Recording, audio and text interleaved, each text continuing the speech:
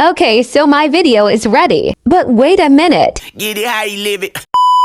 I mean, the CapCut watermark is ruining my video. But I can't remove it because I have to pay for it. What can I do now? So are you also facing the same problem? So don't worry, this video is just for you guys. In this quick and easy tutorial, I'll show you how to remove it using a simple eraser tool. Perfect for making your videos look professional and clean. Watch now and take your editing skills to the next level.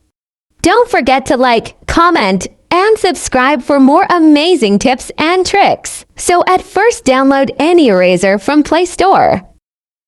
And then put your video on Video Object Remover.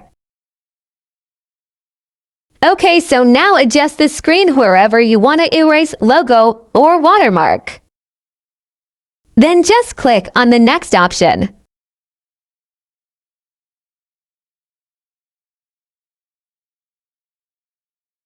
Now just click on the Save Video to Camera Roll if the watermark removed.